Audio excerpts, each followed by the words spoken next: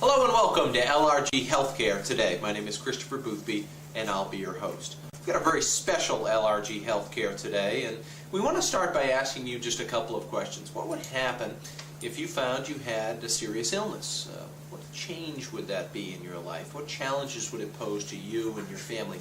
And most importantly, how would you deal with it? How would you be able to cope with some of those challenges?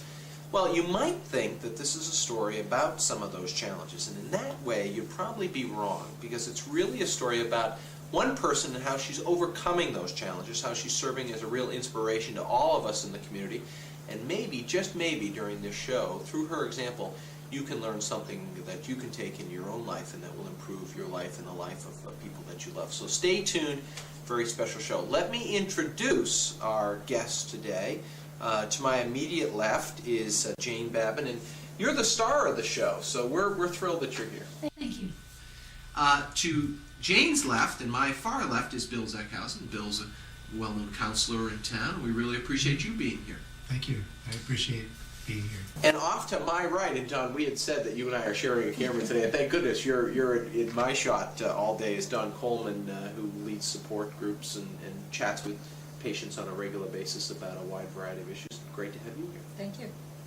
Jane, I'm going to start with you, and I'm hoping that you can share with the folks watching some of the medical issues that are going on in your life. Give them a little bit of a background, because Lou Gehrig's disease is a famous name, and people probably are like, oh, Lou Gehrig's disease, and they say, what is that? Right. And what ramifications would it have for you and your family? Okay, exactly. I find that a lot of people are familiar with the name but don't know too much about the disease. I was diagnosed with amyotrophic lateral sclerosis, ALS, most commonly known as Lou Gehrig's disease in the United States, last year. It started with small symptoms, a foot drop, which made it difficult for me to walk, and has progressed into my hands and now both of my feet. Changed my life, obviously. Just recently retired from Plymouth State University, where I've taught for 16 years, teaching business law and employment law. And in my retirement from the university, I've found a new mission, and that's to be a voice for this disease. What's amazing to me, Jane, is that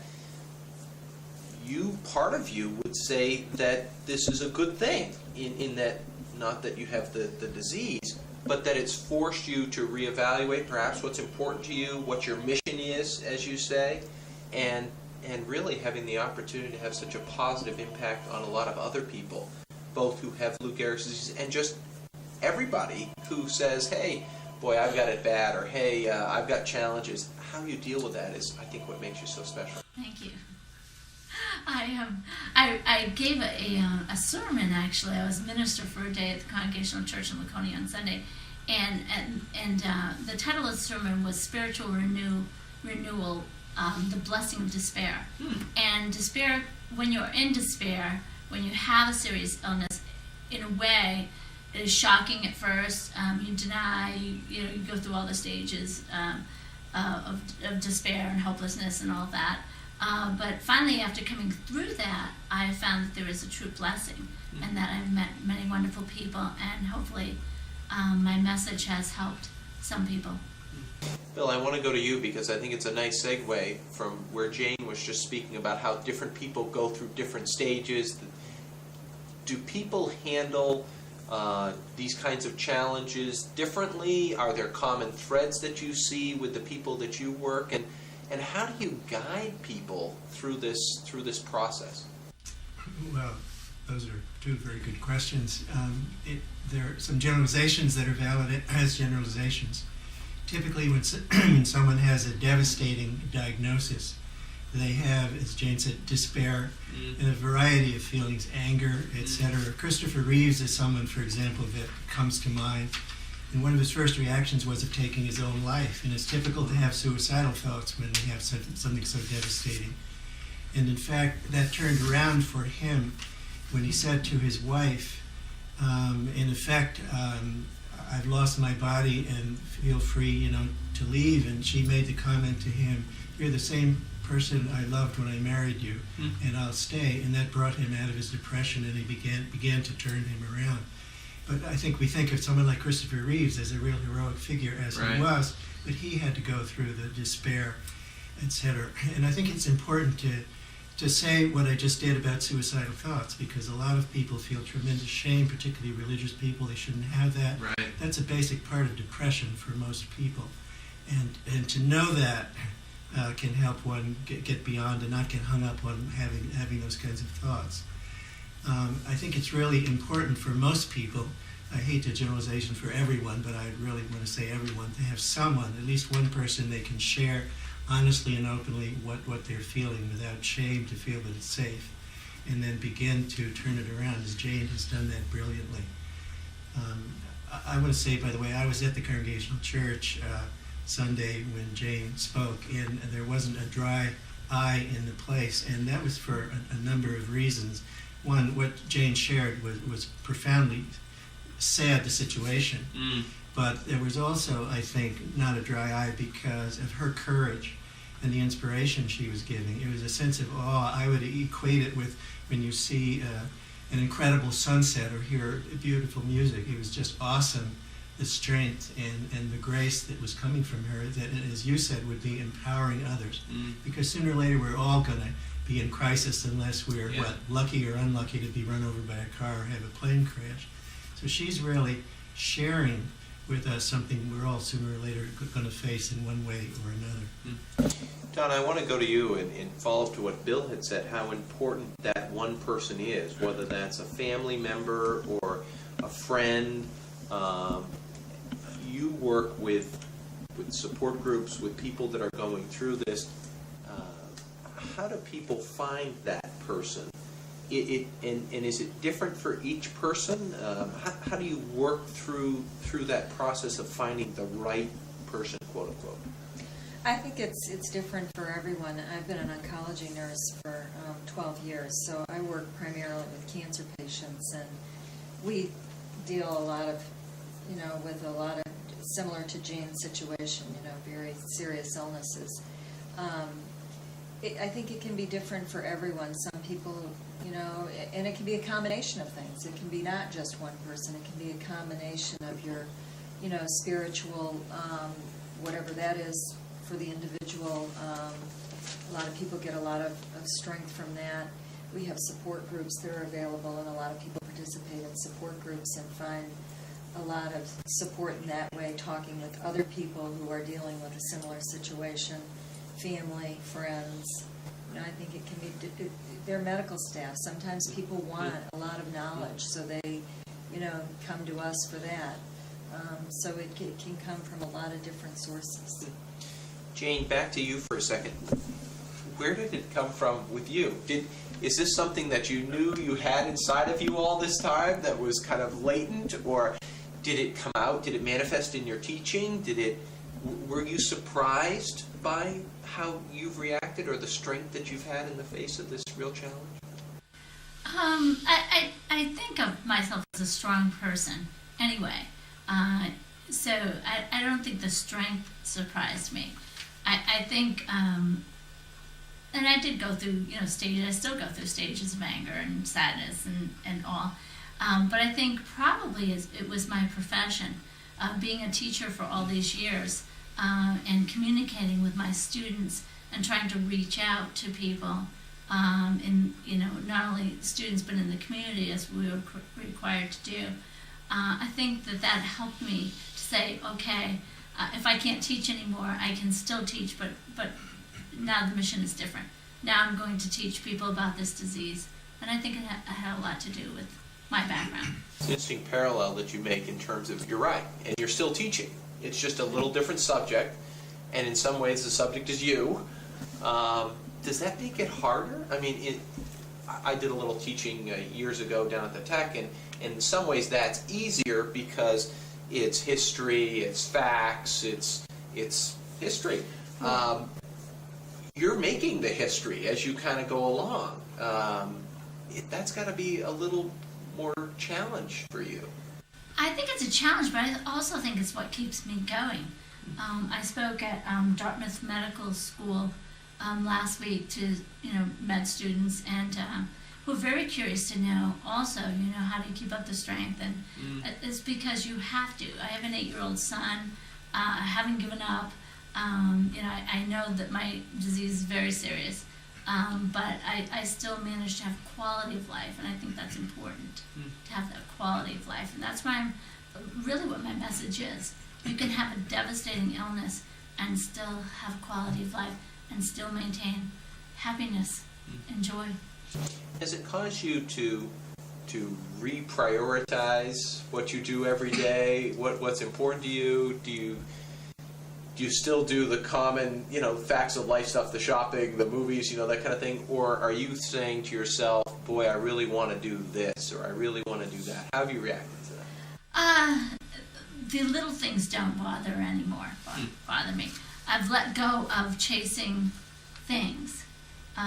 So material things are not as important to me anymore. I still go to movies. I still travel. Right. I just got back from Santa Barbara last month, visiting my brother. I still do everything that I can do. I'm going to kayak this summer again because I love that. So I really, I know my limitations, but I don't allow myself to give up everything. And I just go on with my life.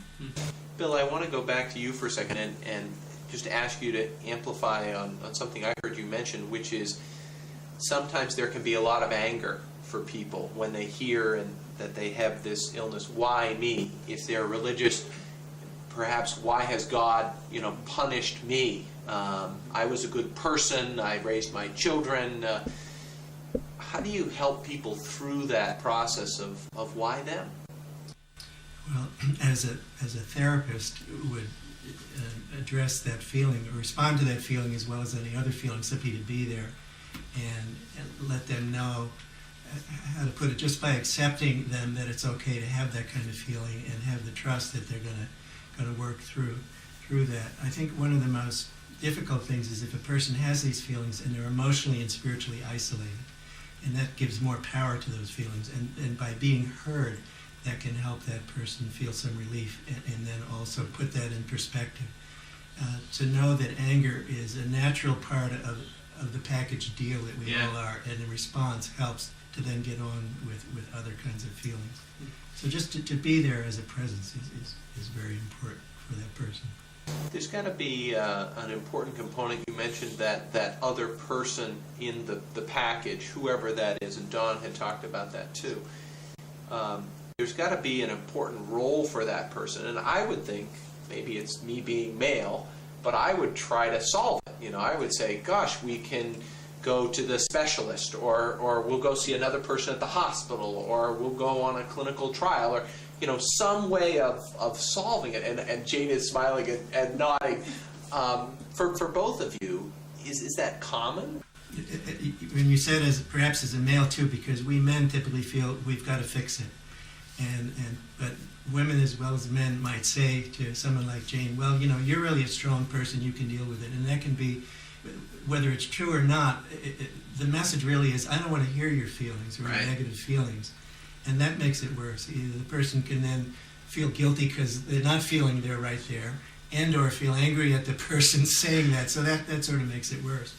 And let me just segue into that. I've been privileged to facilitate physician support groups for some time, and actually accompanied Jane to Dartmouth Med School to talk from the physician. I'm not a physician, but I've worked with these support groups and with the med students to help them know how to respond, and hopefully respond well.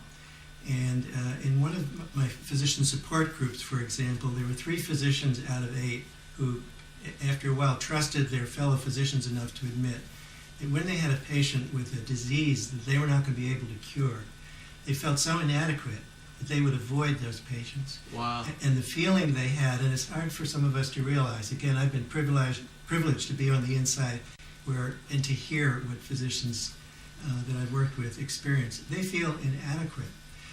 They feel, that's a generalization, they don't all feel that way, but many of them feel, they're conscientious, caring people, and they want to cure, and they want to make people better. And when they know they can't, they feel they have nothing else to offer, and so they avoid.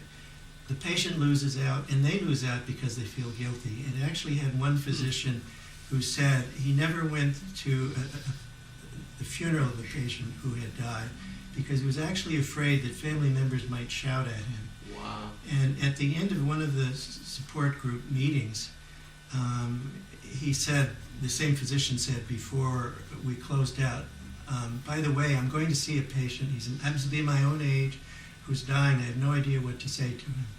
So we said to this physician, well, how do you feel about that patient?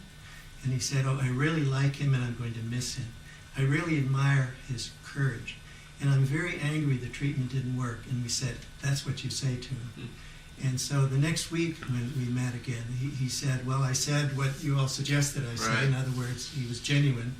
He said the wife of the patient was sitting on the hospital bed when he arrived, and the patient was in the bed. He shared these things. After which, he said, for the first time, the patient's wife and he began to talk about really what was going on. Weeks later, maybe a couple of months later, the patient died. And this physician had the courage to go to the funeral. And he said, rather than being shouted at, the spouse and their children embraced him, which also then gave the courage to the other two physicians who avoided patients to realize as persons they had something important to contribute. And I'm maybe going on too long. Not at all, not at all. But I think it's an important lesson that comes back to where you find that strength and the role that physicians may have in helping to find that strength and to listen. And very key to that, and Jane is told about how when she got her diagnosis, she got it over the phone, and she was alone at home, and that was, needless to say, very, very hard. Subsequently, she had a confirmation by another physician, whom Jane has said, was sad to share, and it was compassionate, and what a positive difference that made for her. And part of Jane's message is not only to teach us how to be patients, and we're all that, but how important physicians' responses are. And physicians benefit from physician support groups, just as patients do, to learn to connect to their feelings, to learn to connect to other people. And patients have some responsibility to help physicians relax and connect to them. Jane does it with physicians. I've heard her talk. I'm taking her lines, but by humor. And at Concord Family Practice last week, one of the physicians said the first patient who had seen him a couple days before came in with a flower, and he thought that was very nice. When the second patient came in with the flower also, he said, this is nice, and what's going on here? And it turned out the administration at Concord Family Practice had decided that day was going to be Physician Appreciation Day. And each patient that came in, they were giving a flower to give to the physician. Wow. And it really helped break the ice between the role physician and patient to get it to person, and that's really important.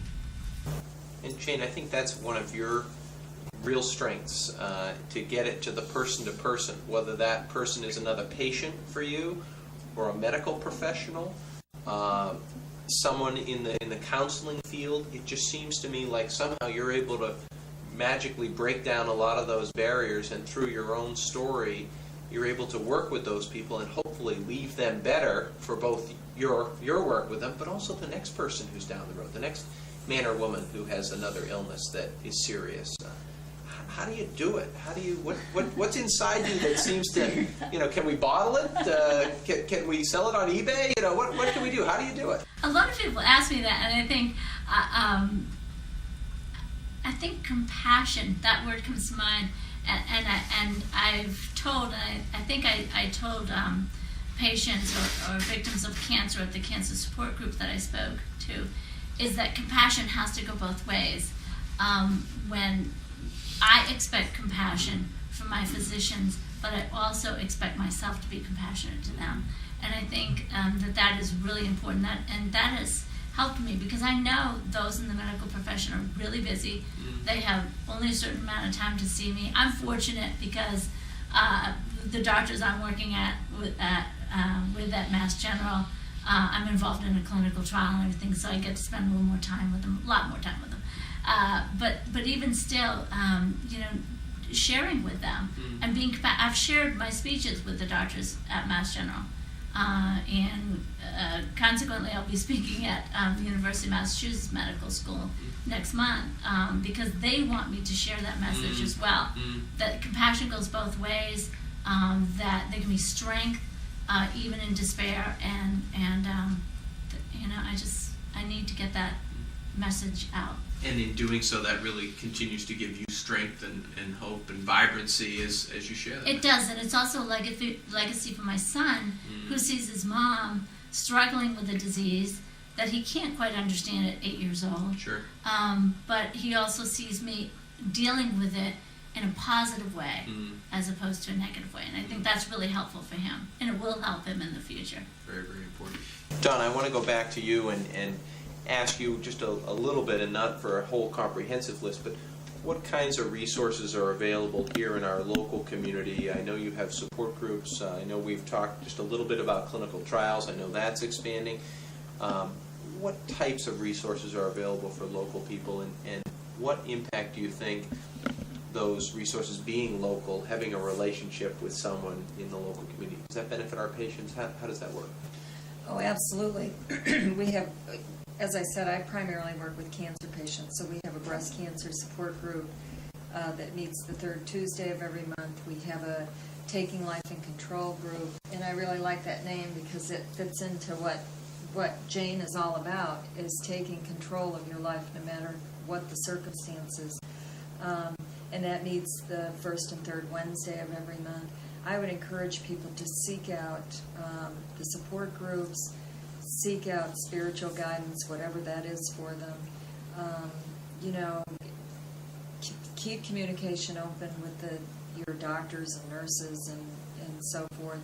Look in the paper for opportunities to hear somebody like Jane speak, because I think people with these devastating illnesses benefit most from, even though they may not want to go and share their experience and speak about it themselves, you take away an awful lot just by hearing Jane speak. You know, when she came to our support groups, it was wonderful. You know, the hope that she admitted, the ability to live in the moment, not get too far ahead of yourself. I liked what Jane talked about in our group, in that this is a process. You know, it's not like you're angry one day and you're past that phase and then you move on to grief. And it's a process. You're going to go through that multiple times, and there's a lot of people out there to help you. And you know, you just look in the right directions, communicate with your physicians and so forth. And there are a lot of resources out there. I think that's a critical component, Donna. What your just answer was that there are a lot of resources out there. There's a lot of people who want to help, who stand ready to help, and who have some real training and expertise who can help. Sometimes, of course, it's difficult for that person. You know, we're all Yankees. We all think we can do it ourselves. You know, we don't need any help. Sometimes we maybe need a little more help than we do. You'd be surprised. I've been doing the support group for a long time, and my background was in psych nursing before I got into oncology. And interestingly, the support group I've been doing has had primarily a male base, which is interesting. Wow. That's kind of inverse. Aren't the men more difficult? I think there's a stereotype of that. And I always tell people, try once, go once. And if it's not what you think, there's no pressure to come back. Just try it once and see how it goes. And I would say probably better than 80% of the time people come back. Well, John, just for people watching at home, if they know someone, how could they either reach you, or if they're interested in a support group, how do they access it? They can call the oncology unit at Lakes Region General Hospital, and they can ask for me. Do you have a specific number, or just the general hospital number? Yeah, we have 527-2905 is our direct line. And you can ask for myself, or Diane Mayer also co-facilitates that group. And the secretaries there, if we're not available, they'll give them the information as well. It's been a group that's been up and running for a long time now. And then there is a flyer that the hospital puts out annually that lists all of the support groups for any kind of illness out there, with names and contacts. And sorry to interrupt you. I was just going to say, and I know education can help with a lot of that, and you can reach Sally Minkow at 2998, I think is her direct line. Let me add to this. As a minister, I'm a natural proselytizer, so Jane has empowered me to share her talks wherever I think it would be helpful. Great. And I have 4 of her talks now.